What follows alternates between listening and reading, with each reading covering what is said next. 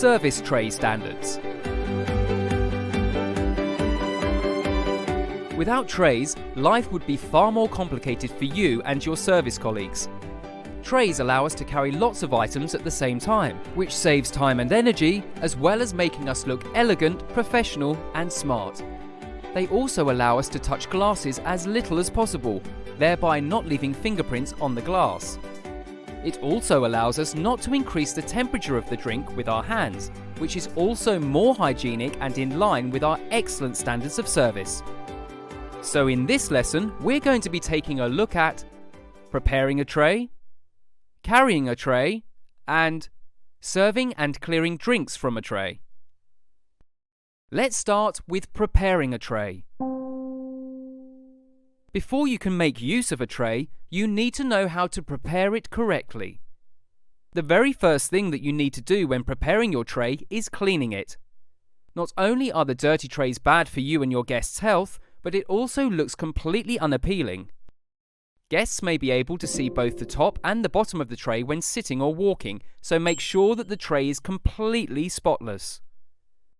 A useful tip is to prepare a whole pile of trays, either after service has finished or before service starts.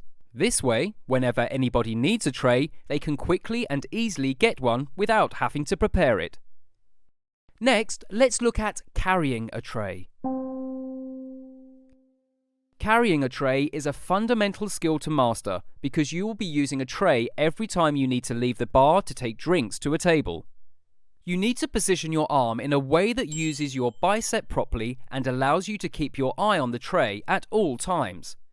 It doesn't help to have your tray low down or too high up, as you have very little control over the tray in these positions. When it comes to holding a tray safely, use all 5 fingers to balance and adjust the weight distribution. It is recommended that you always carry smaller trays with one hand. This allows you to have a free hand to stabilize the tray and its contents. Also, be sure to walk with the tray close to your body, where it is well protected. Always place the most unstable items closest to your body, giving you more control over these items, which are more likely to spill.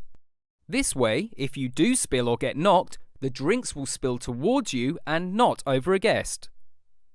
A good idea is to plan where you want to go and check your blind spots, as well as behind you before you serve.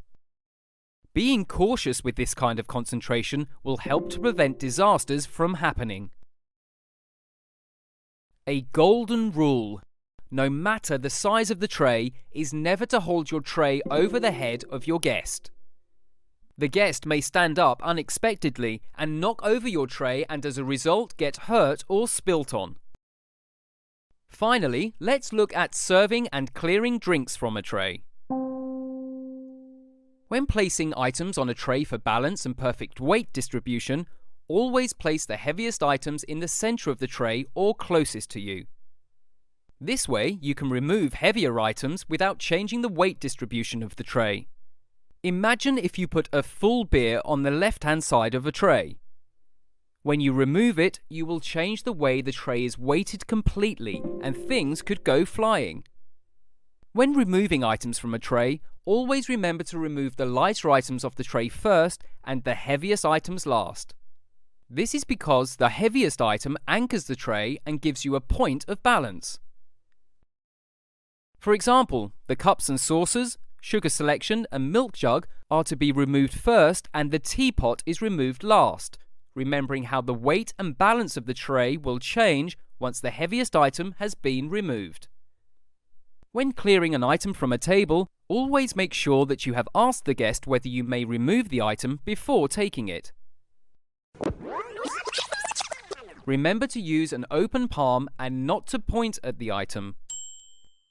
Once you have asked permission and checked your position, you may remove the item from the table and secure it on the tray. To summarize, we looked at preparing a tray, carrying a tray, and serving and clearing drinks from a tray. Well done on finishing this lesson. You should now have a better understanding of the tray service.